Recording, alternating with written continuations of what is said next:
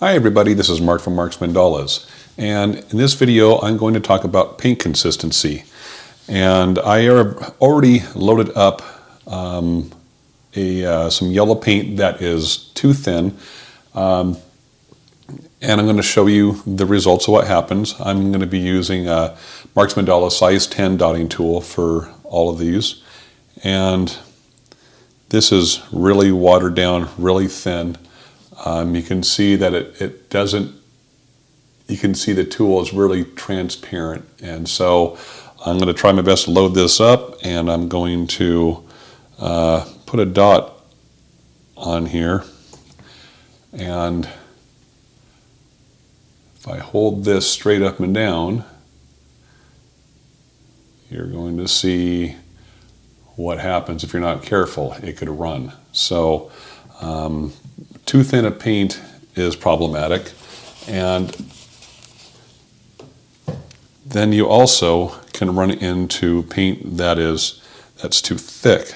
And so let me go ahead and squeeze some of that out. This is far too thick to be able to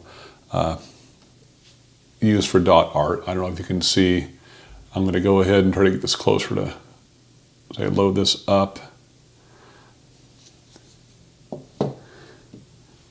And hopefully you can see that it's got a really sharp point. It's too stiff, it's too thick. And let me go ahead and put a dot on this tile. And I have to say it also is not very attractive. It's not easy to work with. So now a method that you can actually, it's the same method in reverse that you can do to fix either one of these paints. As far as making a paint that's too thick, too thin, you have more options. You can use things like water, which I used to use, but I don't recommend now. I would rather use something like Floetrol, which is a paint conditioner. But if you end up using a lot of that, you may find that it thins out your pigment on your paint somewhat. So I recommend actually using a thinner paint of as close to the same color you can find.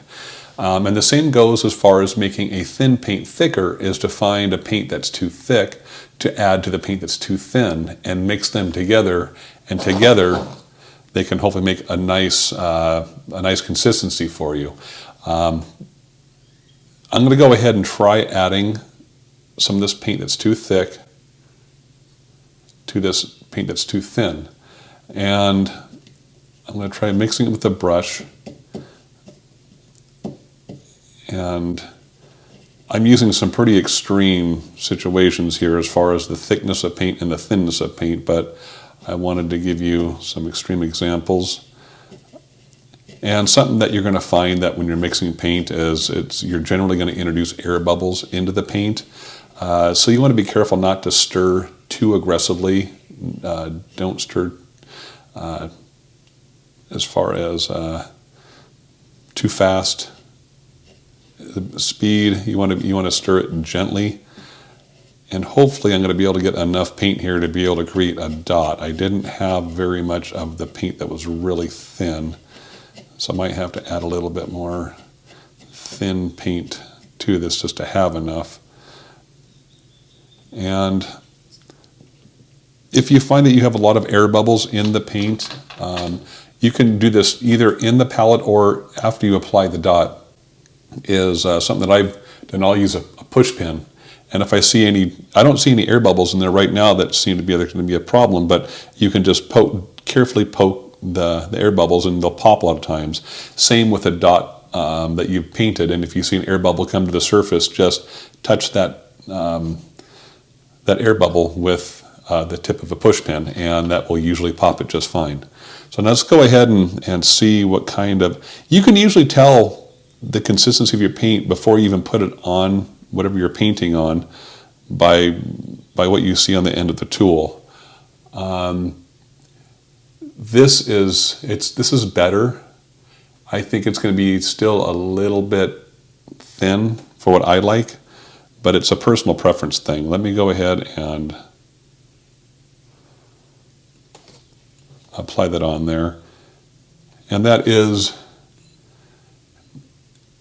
That's definitely better. It's not going to run down and it's full. I'm going to show you my preferred consistency, and something to consider as well. Some people like to have a sharp peak or more of a peak on their paint, and other people like a flat dot. And so the thicker the paint, the more of a peak you're going to have. I prefer a flat dot myself just because I like to put top dots on them, and it's easier to do with a flat dot.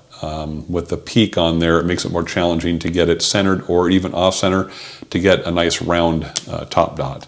So this video is not trying to promote any kind of paint brand whatsoever.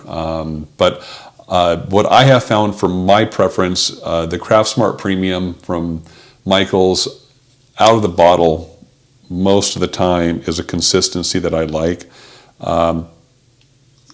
But it's all a matter of preference, and let me go ahead and dip this tool in here, and I'm going to hold this up to show you really what I like to see on the end of the tool here.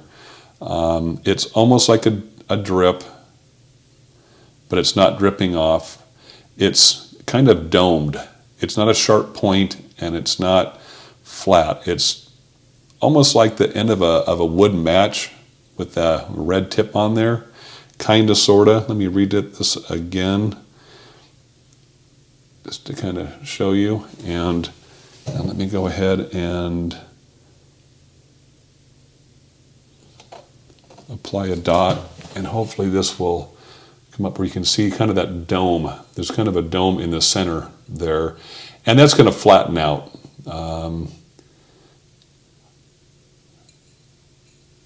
So, you know, as far as that's my preference for a dot. If you want something that's going to have more of a peak, then you're going to want to use paint that's thicker.